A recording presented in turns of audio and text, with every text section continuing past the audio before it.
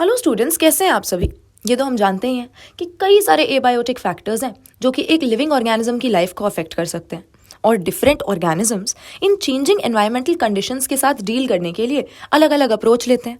तो यही हमने देखा कि 4 अलग अलग तरह के तरीके हो सकते हैं चेंजिंग एनवायरमेंटल कंडीशंस के बावजूद अपनी बॉडी के इंटरनल एनवायरमेंट के बैलेंस को बनाए रखने के लिए। तो एक लिविंग ऑर्गेनिज्म जब अपनी बॉडी का टेम्परेचर और ऑस्मोटिक कॉन्सेंट्रेशन बाहर बदलती हुई कंडीशंस के बावजूद कांस्टेंट बनाए रखता है तो हम कहते हैं कि वह होम्योस्टेसिस मेंटेन कर रहा है। लेकिन सभी ऑर्गेनिजम्स के बस की बात नहीं होती, तो कुछ होते हैं कॉन्फॉर्मर वो हैं जो कि बदलती एनवायरमेंटल कंडीशंस के साथ अपने इंटरनल एनवायरमेंट को भी बदल देते हैं। फिर कुछ होते हैं रेगुलेटर जो कि बाहर कंडीशंस के बदलने के बावजूद भी अपनी इंटरनल एनवायरमेंट को बदलने नहीं देते, टेम्परेचर ऑस्मोटिक कॉन्सेंट्रेशन को वो कांस्टेंट बनाए रखते हैं। लेकिन अगर इन दोनों में से कोई भी काम करना पॉसिबल नहीं है तो कुछ ऑर्गेनिजम्स माइग्रेट भी करते हैं, यानी थोड़ी देर के लिए जो दिक्कत वाली जगह है, जो अनफेवरेबल कंडीशंस वाला हैबिटेट है, उसको छोड़कर कहीं और चले जाते हैं। जब सब कुछ सही हो जाता है वापस आ जाते हैं। और कुछ ऑर्गेनिज्म एस्केप इन टाइम का तरीका भी आजमाते हैं, यानी ये कुछ समय के लिए बिल्कुल इनएक्टिव होकर एक कोने में बैठ जाते हैं और जब कंडीशंस ठीक होती हैं तब बाहर निकल आते हैं, दोबारा एक्टिव हो जाते हैं। लेकिन ये सभी काम करने के लिए इन ऑर्गेनिजम्स को कोई ना कोई एडेप्टेशन तो दिखानी पड़ेगी, यानी कुछ ऐसी मॉडिफिकेशन इनमें होनी चाहिए जो इन्हें कन्फर्म करने के बावजूद सर्वाइव करने में मदद करे, या तो फिर रेगुलेट करने में मदद करे, या माइग्रेट, या फिर एस्केप इन टाइम करने में।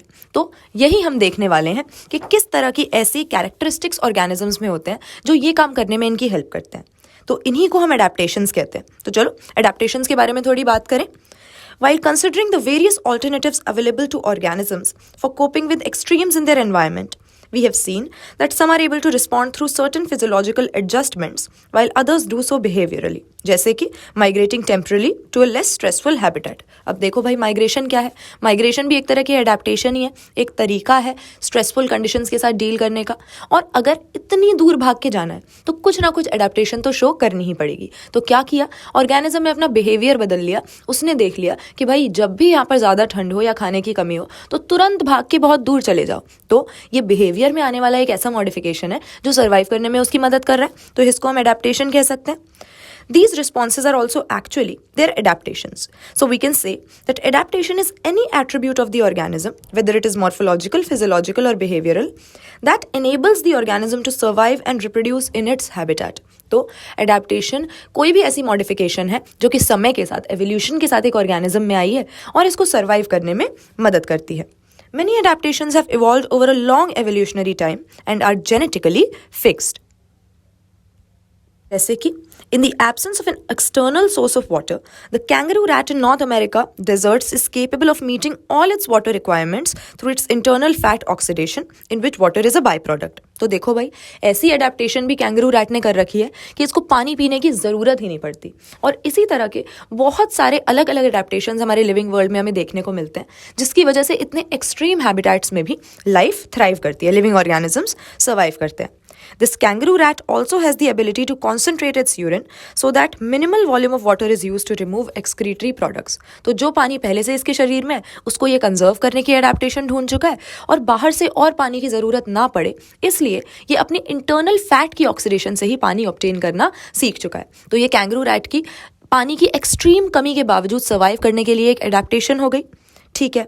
Many desert plants have a thick cuticle on their leaf surface and have their stomata arranged in deep pits, यानी sunken stomata, to minimize water loss through transpiration. अब जिस तरह से kangaroo rat animal का example है बहुत ही dry conditions में lack of water में जीने के लिए, उसी तरह प्लांट्स भी ऐसी एडेप्टेशंस शो करते हैं जिन्हें ड्राई एरियाज में ग्रो करना है, एरिड रीजन्स में ग्रो करना है। स्टोमाटा उनके संकन रहेंगे क्योंकि जितने स्टोमाटा होंगे और जितने वेल एक्सपोज्ड होंगे उतना ही ट्रांसपिरेशन से पानी बर्बाद हो जाएगा। और इसी तरह से उनके लीफ के सरफेस पे थिक क्यूटिकल भी होता है ताकि बिल्कुल वाटर लॉस को मिनिमाइज किया जा सके, प्लांट की बॉडी के अंदर जो वाटर है आसानी से वो बाहर ना चला जाए। They also have a special photosynthetic pathway जो कि हमारा CAM पाथवे है, that enables their stomata to remain closed during daytime. Some desert plants like Opuntia have no leaves. They are reduced to spines. अब कुछ plants ने तो ऐसी adaptation करी हुई है, ऐसी मॉडिफिकेशन करी हुई है कि भाई जितने लीफ होंगे, लीफ में उतने ही स्टोमाटा होंगे, जितने स्टोमाटा होंगे उनमें से उतना ही पानी निकल के बर्बाद हो जाएगा। तो इससे बढ़िया तो है कि लीफ को रिड्यूस ही कर दो। तो कैक्टस यानी ओपनशिया जैसे जो प्लांट्स हैं उन्होंने अपने लीफ को पूरा ही रिड्यूस कर दिया और लीफ की जगह हमें कांटे कांटे वहाँ पर नजर आते हैं। And the photosynthetic function is taken over by the flattened stem. तो एनिमल और प्लांट दोनों का हमने एग्जाम्पल देखा कि पानी के बिना रहना तक ये सीख चुके हैं। इतनी अडेप्टेशंस हमें देखने को मिलती हैं। Mammals from colder climates generally have shorter ears and limbs to minimize heat loss। अब हम बात कर रहे थे बहुत ज़्यादा गर्मी या बहुत ज़्यादा ड्राई रीजन की। अब आ जाओ ज़रा ठंड में। अगर बहुत ज़्यादा ठंड में सर्वाइव करना है, बहुत लो टेम्परेचर में सर्वाइव करना है, तो वहाँ पर भी तो कुछ ना कुछ एडेप्टेशंस की ज़रूरत पड़ेगी। और यही रीज़न है कि mammals from colder climates have short years and limbs. यानी अगर आप कोल्डर क्लाइमेट्स में रहने वाले मैमल को देखोगे तो उसके हाथ पाँव या उसके कान कभी भी बहुत ज़्यादा लंबे लंबे नहीं होंगे, क्योंकि इससे क्या होगा, बॉडी का सरफेस एरिया बढ़ेगा। जितना सरफेस एरिया ज़्यादा होगा उतना ही बॉडी की हीट को प्रिजर्व करना, बचा के रखना मुश्किल हो जाएगा। तो इसी को हम एलन्स रूल कहते हैं कि हमें कोल्ड क्लाइमेट में हमेशा छोटे छोटे कानों और छोटे छोटे हाथ पैरों वाले जानवर मिलेंगे। In the polar seas aquatic mammals like seals have a thick layer of fat that is blubber below their skin that acts as an insulator and reduces loss of body heat। तो हम देखते हैं कि अगर हम aquatic habitat की भी बात करें तो बहुत ज़्यादा ठंड में रहने के लिए मैमल्स को क्या करना पड़ता है, उनकी स्किन के अंदर हमको फैट की एक मोटी सी लेयर मिलेगी, सबक्यूटेनियस फैट, जिसको हम ब्लबर बोलते हैं, और ये इनकी बॉडी हीट को बचाने में इनकी हेल्प करता है। तो अगेन एक एडेप्टेशन हो गई जो कि कोल्ड क्लाइमेट में, ठंडे पानी में रहने में इनकी हेल्प कर रही है। उसी तरह से आगे देखो, some organisms possess adaptations that are physiological which allow them to respond quickly to a stressful situation। If you have ever been to a high altitude place, जैसे रोहतांग पास ले लो जो कि 3500 मीटर से भी ज़्यादा हाइट पे है, you must have experienced what is called altitude sickness। Its symptoms include nausea, fatigue, heart palpitations। This is because in the low atmospheric pressure of high altitudes, the body does not get enough oxygen। तो अगर हम बहुत ऊंचाई पे जाते हैं, पहाड़ों पे जाते हैं और ऑल्टीट्यूड काफ़ी ज़्यादा हो जाता है, तो वहाँ पर एयर का प्रेशर कम होता है, एटमॉस्फेरिक प्रेशर कम होता है, और हमारे शरीर को उतना ऑक्सीजन नहीं मिल पाता जितना कि प्लेन्स पे मिलता था। So we are not able to get enough oxygen, but gradually we get acclimatized and stop experiencing altitude sickness। तो वैसे तो उल्टी जैसा फील होता है, सांस फूलने लगती है, ऑल्टीट्यूड सिकनेस में ये सब होता है, लेकिन अगर आप कुछ समय वहाँ पर रह लोगे तो धीरे धीरे आपको वहीं रहने की आदत पड़ जाएगी, उसी एटमॉस्फेरिक प्रेशर में सर्वाइव करने की आदत पड़ जाएगी और बॉडी उसी के साथ तालमेल बिठा लेती है। So how does our body solve this problem? The body compensates low oxygen availability by increasing RBC production, decreasing binding affinity of hemoglobin and increasing the breathing rate। तो अब ब्रीदिंग जितनी तेज़ी से होगी, जितनी तेज़ी से वेंटिलेशन होगी, उतना ही ज़्यादा ऑक्सीजन आएगा। RBC ज़्यादा हो गए, RBC ज़्यादा है, ज़्यादा ऑक्सीजन को कैरी कर पा रहे हैं, पूरी बॉडी में ऑक्सीजन का सर्कुलेशन बढ़ जाएगा, और इसीलिए ऑक्सीजन का प्रेशर कम होने के बाद भी, एटमॉस्फेरिक प्रेशर लो होने के बाद भी हम वहाँ पर सर्वाइव कर पाएंगे और ऑल्टीट्यूड सिकनेस एक्सपीरियंस करना थोड़े दिन में अपने आप ही बंद हो जाएगा। तो ये क्या है, एक तरह से अडेप्टेशन का ही एग्जाम्पल है कि पहले जब हम प्लेन्स में रहते थे तो हमारे आरबीसीज का एक डेफिनेट नंबर था, हीमोग्लोबिन की एक डेफिनेट एफिनिटी थी, लेकिन जैसे ही बॉडी कुछ चेंज्ड कंडीशंस में पहुंची और दिक्कत आने लगी तो हमारी बॉडी ने अपने आप ही ऐसा तरीका निकाल लिया कि यहाँ पर लो एटमॉस्फेरिक प्रेशर में हाई ऑल्टीट्यूड पर किस तरह से रहा जा सकता है, सर्वाइव किया जा सकता है। और अल्टीमेटली अडेप्टेशंस भी इसी मैकेनिज्म से होती है कि कोई भी अनफेवरेबल कंडीशन आई तो अगर पहली बार उसको फेस किया है, ऑर्गेनिज्म को पता नहीं होगा एट फर्स्ट कि कैसे रिएक्ट करना है, लेकिन बायोलॉजी में नेचुरल फोर्सेस ऐसे चलती हैं, ऐसी दिशा में चलती हैं कि अपने आप ही ज़्यादा फिटनेस की ओर, जो ज़्यादा बेनिफिशियल कैरेक्टरिस्टिक होगा, ऐसे एट्रीब्यूट्स की तरफ पॉपुलेशन को ले जाएंगी। और इसीलिए एडेप्टेशंस हम देखते हैं। क्यों इतनी सारी एडेप्टेशंस देख पाते हैं? क्योंकि भाई जिनके पास ये एडेप्टेशंस थी सिर्फ उन्होंने ही सर्वाइव किया, और बाकी जिनकी फिटनेस उतनी ज़्यादा नहीं थी, जो अपनी सराउंडिंग्स के साथ तालमेल बिठाने की उतनी एबिलिटी नहीं रखते थे, वो धीरे धीरे वाइप आउट हो जाते हैं। तो ये तो बात हो गई कोल्ड क्लाइमेट में या लो एटमॉस्फेरिक प्रेशर में सर्वाइव करने की।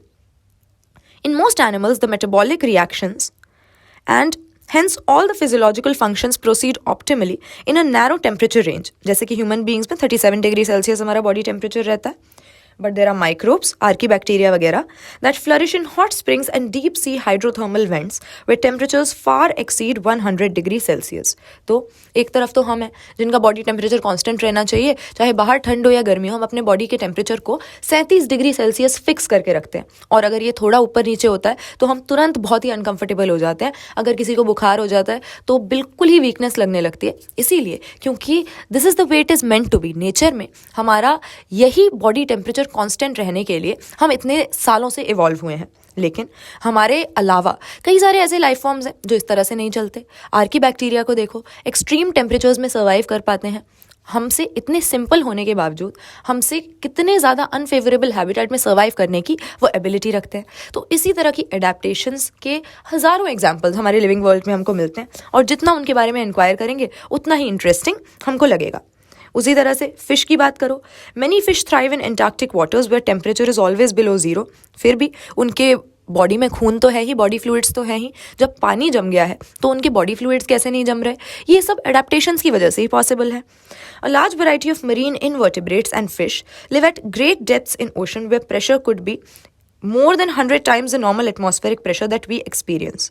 Organisms living in such extreme environments show a fascinating array of biochemical adaptations, क्योंकि वो इतने क्रशिंग, इतने हाई प्रेशर के अंदर भी सर्वाइव कर पा रहे हैं। क्योंकि सोचो भाई, एटमॉस्फेरिक प्रेशर क्या है? हमारे ऊपर एयर का जो कॉलम है उसका प्रेशर है, जिसको हमारी बॉडी इक्वलाइज कर देती है। लेकिन पानी भी कितना भारी होता है, और पानी का जो कॉलम बिल्कुल गहराई में रहने वाले एक ऑर्गेनिज्म के सर के ऊपर बना हुआ है, वो बहुत ज़्यादा होता है, उसका प्रेशर बहुत हाई होता है, और उसमें सर्वाइव करने के लिए भी, ग्रेट डेप्थ पे रहने के लिए भी इन ऑर्गेनिजम्स को ऐसी एडेप्टेशंस की ज़रूरत पड़ती है कि उस हाई वाटर प्रेशर को उनकी बॉडी की जो इंटरनल प्रेशर है उससे वो इक्वलाइज कर सकें और सर्वाइव कर सकें। Some organisms show behavioral responses to cope up with variations in the environment. Desert lizards lack the physiological ability that mammals have to deal with high temperatures of their habitat, but they manage to keep their body temperature fairly constant by behavioral means. अब देखो भाई, adaptation तीनों तरह के हो सकते हैं। या तो मॉर्फोलॉजिकल, जैसे कि कैक्टस ने अपने पत्ते को कांटा बना दिया, यानी उसने अपने जो आउटर स्ट्रक्चर है, एक्सटर्नल फीचर है, उसमें एकदम से चेंज ले आया वो। कुछ फिजियोलॉजिकल एडेप्टेशंस भी होती हैं, जैसे कि कैंगरू रैट ने पानी पीना छोड़ दिया और अपनी बॉडी के अंदर ऐसा मेटाबॉलिक रिएक्शन चालू किया कि फैट का ब्रेकडाउन करके एज अ बाय प्रोडक्ट पानी ऑब्टेन कर रहा है। फिजियोलॉजिकल चेंज हो गया। अब कुछ कुछ ऑर्गेनिज्म ऐसे भी हैं जिनके बस की इन दोनों में से कोई भी बात नहीं है, और इसीलिए वो सिर्फ बिहेवियरल मीन्स पे ही सर्वाइव कर रहे हैं, जैसे कि डिजर्ट लिजर्ड हो जाती है। अब मैमल्स की तरह अपनी बॉडी का कांस्टेंट टेम्परेचर रखने उसकी बस की बात नहीं है, तो वो क्या करेगी? वो अपने एनवायरनमेंट के टेम्परेचर को देखते हुए अपने बिहेवियर को बदल लेगी। सिंपल सा उसने रूल अपनाया, अगर उसकी बॉडी का टेम्परेचर नीचे जा रहा है, ठंड लग रही है, तो जाके धूप सेकने लगो, धूप में बैठ जाओ, और जैसे ही ज़्यादा धूप सेक ली, जैसे ही बॉडी का टेम्परेचर बढ़ने लगा, वैसे ही वापस अपने बिल में घुस जाओ। तो इसी तरह से डिजर्ट लिजर्ड सिर्फ इस बिहेवियर की मदद से अपने बॉडी टेम्परेचर को मेंटेन करके रख रही है। They bask in the sun and absorb heat when their body temperature drops below the comfort zone, but move into shade when the ambient temperature starts increasing. एकदम से छाया में चले जाते हैं, जैसे ही लगता है कि अब भाई बहुत धूप सेक ली। Some species are capable of burrowing into the soil to hide and escape from the above ground heat. और डेजर्ट्स में ऐसा हम देखते हैं कि बरोज में, बिलों में बहुत सारे जानवर रहते हैं। तो एडेप्टेशंस की केवल यहाँ पर डेफिनेशन और कुछ कॉमन एग्जाम्पल्स आपकी बुक आपको बताती है, लेकिन हमारे पास हज़ारों लाखों एग्जाम्पल्स हैं एडेप्टेशंस के, जो कि ऑर्गेनिजम्स ने खुद को चेंजिंग एनवायरमेंटल कंडीशन से प्रोटेक्ट करने के लिए और इवन अपने चारों तरफ जो दूसरे ऑर्गेनिजम्स हैं उनसे भी डिफेंड करने के लिए रखे हुए हैं। तो कोई भी ऐसा एट्रीब्यूट, कोई भी ऐसा कैरेक्टरिस्टिक जो कि एक ऑर्गेनिज्म के सर्वाइवल के चांसेस को बढ़ा रहा है, उसकी फिटनेस को बढ़ा रहा है, उसको अपने सराउंडिंग्स के साथ तालमेल बिठाने का, एडजस्ट करने का मौका दे रहा है, एनेबल कर रहा है, इसी को हम एडेप्टेशन कहते हैं। तो यहाँ पर जो एक लिविंग ऑर्गेनिज्म के चारों तरफ एबायोटिक फैक्टर्स हो सकते हैं और किस तरह से उनमें आने वाले चेंजेस के साथ एक ऑर्गेनिज्म डील कर सकता है, इसका डिस्कशन हमारा एनसीईआरटी बुक के हिसाब से खत्म होता है। अभी तक हम एक इंडिविजुअल की बात कर रहे थे कि भाई हमारे पास एक ऑर्गेनिज्म है, कैसे ये सर्वाइव करेगा, कैसे ये चेंजिंग एनवायरमेंटल कंडीशंस के बावजूद खुद का बैलेंस बनाए रखेगा। लेकिन अब आ जाओ एक ऊपर के लेवल पे, क्योंकि यहाँ पर हम सिर्फ ऑर्गेनिजम्स ही नहीं, पॉपुलेशंस के बारे में भी पढ़ना चाहते हैं। हमारे चैप्टर का नाम ही ऑर्गेनिजम्स एंड पॉपुलेशंस है। तो चलो एक बार बात कर लेते हैं कि पॉपुलेशन क्या होती है और पॉपुलेशन के एट्रीब्यूट्स क्या हैं। In nature we rarely find isolated single individuals of any species. Majority of them live in groups in a well-defined geographical area, share or compete for similar resources, potentially interbreed, and thus constitute a population. हम वैसे तो एक individual की बात करते हैं कि वो क्या एडेप्टेशन शो कर रहा है, लेकिन असल में नेचर में आप देखोगे ज़्यादातर लिविंग ऑर्गेनिजम्स अकेले रहना नहीं बल्कि ग्रुप्स में रहना पसंद करते हैं, और इन ग्रुप्स के भी कुछ ऐसे एट्रीब्यूट्स हैं जो कि इंडिविजुअल लेवल पर हम नहीं देख पाते। ग्रुप में जब आप एनिमल्स को देखोगे या प्लांट्स को देखोगे तो कई सारी ऐसी चीज़ें ऑब्जर्व कर पाओगे जो एक अकेला इंडिविजुअल आपको ऑब्जर्व नहीं करा सकता। तो पॉपुलेशन का क्या डेफिनेशन है कि एक ही स्पीशीज के कई सारे इंडिविजुअल्स आपस में जब मिलके रह रहे हैं, एक हैबिटेट को शेयर कर रहे हैं, उस हैबिटेट की रिसोर्सेज को शेयर कर रहे हैं। अब सबको क्योंकि सेम रिसोर्स चाहिए तो आपस में उन रिसोर्सेज को पाने के लिए कंपटीशन भी कर रहे हैं, आपस में इंटरब्रीड कर रहे हैं, आपस में पॉपुलेशन के मेंबर्स में मीटिंग तो होती है। और इसी तरह से एक सिंगल हैबिटेट में रिसोर्सेज शेयर करने वाले, इंटरब्रीड करने वाले सेम स्पीशीज के जो मेंबर्स रहते हैं उन्हीं को हम पॉपुलेशन का नाम देते हैं। Although the term interbreeding implies sexual reproduction, a group of individuals resulting from even asexual reproduction is considered a population for the purpose of ecological studies. All the cormorants in a wetland, rats in an abandoned dwelling, teakwood trees in a forest tract, bacteria in a culture plate, lotus plants in a pond are some examples of a population. अब चाहे आप plants की बात करो, animals की या bacteria की, जब भी कई सारे इंडिविजुअल्स आपको इकट्ठे मिल रहे हैं तो इसको आप पॉपुलेशन बोलोगे। In earlier chapters you have learned that although an individual organism is one that has to cope with the changed environment, it is at the population level that natural selection operates to evolve the desired traits. वही evolution की बात हो गई कि population के अंदर जिसके पास desired traits होते हैं, जिसके पास ज़्यादा फिटनेस होती है, वही सर्वाइव करता है। Population ecology is therefore an important area because it links ecology to population genetics and evolution. Now, a population has certain attributes whereas an individual organism does not. An individual may have birth and death. Individual में क्या होता है, उसकी एक बार birth होता है, एक बार death होती है, लेकिन population has birth rate and death rate. एक पॉपुलेशन कितनी बड़ी है और उस पॉपुलेशन के साइज के हिसाब से कितने नए इंडिविजुअल्स बर्थ की वजह से उसमें ऐड हो रहे हैं या कितने इंडिविजुअल्स डेथ की वजह से उसमें से निकल जा रहे हैं, इसी को हम बर्थ रेट और डेथ रेट कहते हैं। In a population these rates refer to per capita birth and death, यानी जो एग्जिस्टिंग पॉपुलेशन है उसके हिसाब से, उससे कंपेयर करते हुए पर यूनिट इनिशियल पॉपुलेशन, हमारे नए जो मेंबर्स ऐड हो रहे हैं बर्थ की वजह से या मेंबर्स लूज हो रहे हैं डेथ की वजह से, इसी को हम बर्थ रेट या डेथ रेट कहते हैं। The rates hence expressed are change in numbers with respect to members of the population. जैसे कि एक पॉन्ड में अगर 20 लोटस प्लांट्स हैं और हमने देखा कि 8 न्यू प्लांट्स ऐड हुए हैं, तो 8/20 करके हमने 0.4 इसका बर्थ रेट यहाँ पर पॉपुलेशन के इंक्रीज का रेट निकाल लिया। ये एग्जाम्पल आपकी एनसीईआरटी देती है। Another attribute characteristic of a population is sex ratio. An individual is either a male or a female, but population has a sex ratio. तो एक इंडिविजुअल या तो मेल होगा या फीमेल होगा, लेकिन पॉपुलेशन में एक सेक्स रेशियो होता है कि भाई पूरी पॉपुलेशन में से कितने मेल्स हैं और कितने फीमेल्स हैं। तो ये एट्रीब्यूट अगेन एक इंडिविजुअल में तो हम नहीं देख सकते, दोनों में से कोई एक ही सेक्स जो है एग्जिबिट करेगा एक इंडिविजुअल। तो बर्थ होता है, डेथ होता है, सेक्स होता है, लेकिन हमारी पॉपुलेशन के अंदर बर्थ रेट, डेथ रेट और सेक्स रेशियो होता है। तो पॉपुलेशन के ये एट्रीब्यूट्स हमने देखे। A population at any given time is composed of individuals of different ages. If the age distribution, that is percent individuals of a given age or age group, is plotted for the population, the resulting structure is called an age pyramid. तो हम age pyramid बनाकर भी देख सकते हैं कि एक population में मेल्स और फीमेल्स और कितने कितने एज ग्रुप के कौन से लोग हैं, इससे हमें अंदाज़ा लग जाता है कि इस population की composition क्या है। So, it is plotted for a population. The resulting structure is called age pyramid. For human population, age pyramids generally show age distribution of males and females in a diagram. The shape of pyramid reflects the growing status of the population. अब ये काफ़ी important हमारा topic है, जो हमारे as pyramids होते हैं इनमें से सवाल भी आते हैं, और एज पिरामिड को देखकर आसानी से आप बता भी सकते हो कि किस तरह की पॉपुलेशन की कॉम्पोजिशन है और आगे इसका क्या होने वाला है, whether it is growing, stable और डिक्लाइनिंग। तो यहाँ पर हमारी एनसीईआरटी बुक हमको 3 तरह के जो है एज पिरामिड बना के देती है। और एक बात हमको याद रखनी है कि एज पिरामिड का जो बेस होता है वो रिप्रेजेंट करता है यंग लोगों को, जो इसका टिप होता है सबसे ऊपर का हिस्सा ये रिप्रेजेंट करता है सबसे ओल्ड लोगों को, और इसी तरह से नीचे से ऊपर की तरफ, बेस से एपेक्स की तरफ हमारे एज पिरामिड में जो है एज इंक्रीज होती है। तो यानी जिसका बेस ब्रॉड है, समझ जाओ कि उस पॉपुलेशन के अंदर जिसके एज पिरामिड में बेस आपको ब्रॉड दिख रहा है, उस पॉपुलेशन में यंग इंडिविजुअल ज़्यादा है। जिसमें बीच वाला पार्ट आपको ब्रॉड दिख रहा है, उसमें समझ लो कि जो रिप्रोड्यूसेबल एज ग्रुप के हैं वो ज़्यादा है। और जिसका एपेक्स ज़्यादा ब्रॉड है, समझ लो वहाँ पॉपुलेशन काफ़ी हद तक ओल्ड है, हमारे पोस्ट रिप्रोडक्टिव एज ग्रुप के ज़्यादा लोग हैं, और इसी हिसाब से हम पॉपुलेशन के बारे में अंदाज़ा लगाते हैं।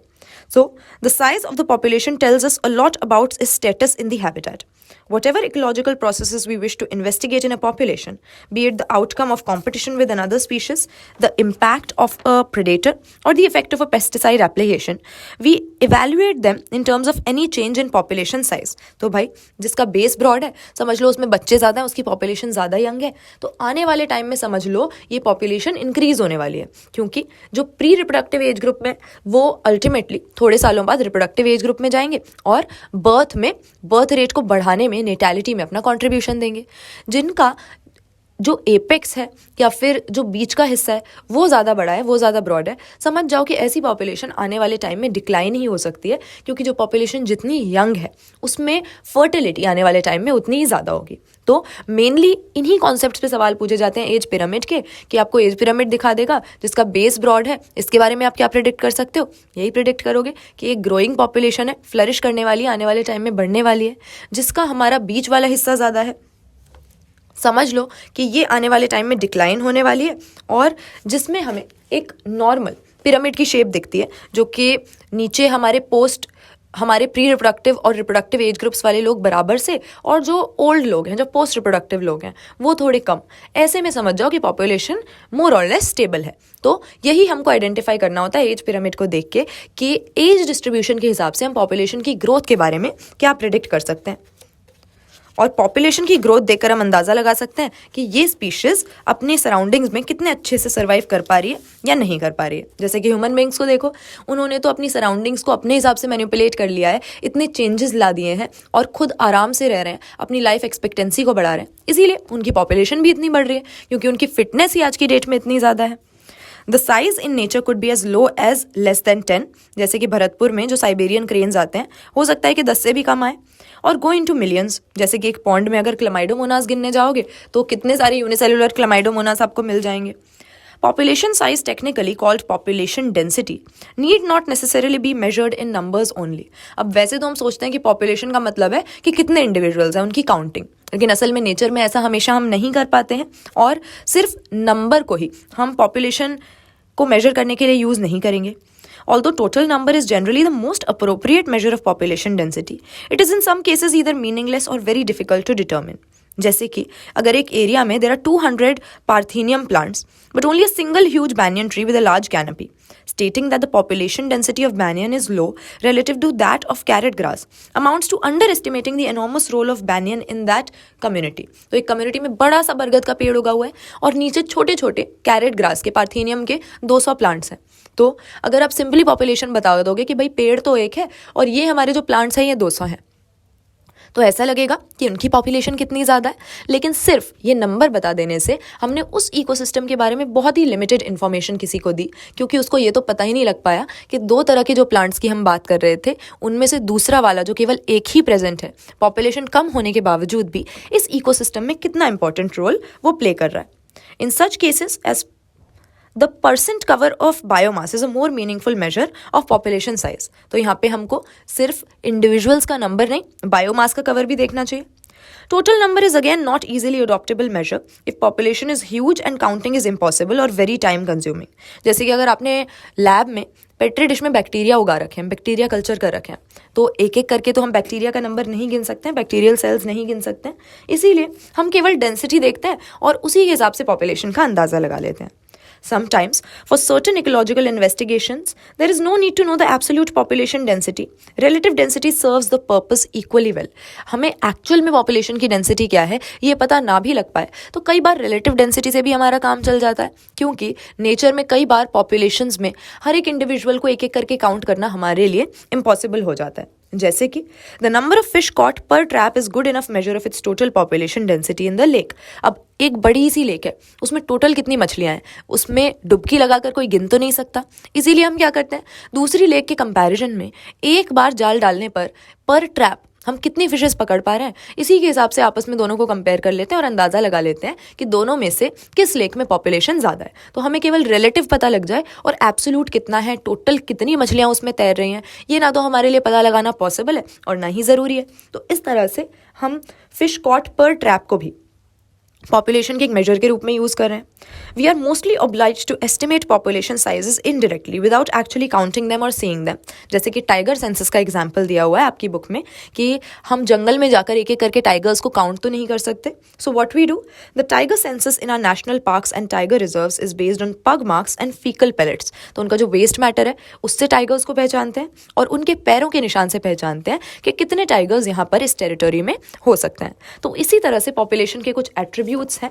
मेनली आज जो सबसे हमने इंपॉर्टेंट टॉपिक डिस्कस किया है वो हमारा एज पिरामिड है, जिसको देखकर आपसे पूछा जाएगा कि बताओ इस पॉपुलेशन का आगे क्या होने वाला है। तो उसमें हमें केवल एक ही बात याद रखनी है कि जितना बेस ब्रॉड होगा, जितने यंग लोग ज़्यादा होंगे, पॉपुलेशन उतना ही एक्सपैंड करेगी, और जितने पोस्ट रिप्रोडक्टिव लोग ज़्यादा होंगे, जितने यंग लोग कंपेरेटिवली कम होंगे, पॉपुलेशन के स्टेबल रहने का या डिक्लाइन करने का उतना ही चांस है। तो चलो अगली बार पॉपुलेशन ग्रोथ के बारे में बात करेंगे कि ऐसे कौन से फैक्टर्स हैं जो पॉपुलेशन में चेंजेस लाते हैं और किन मॉडल्स के अकॉर्डिंग हमारी पॉपुलेशन बदल सकती है, ये डिस्कस करेंगे। अभी आज के लिए हमने एडेप्टेशंस के बारे में और पॉपुलेशन के एट्रीब्यूट्स के बारे में बात की। अब मिलते हैं अगली बार।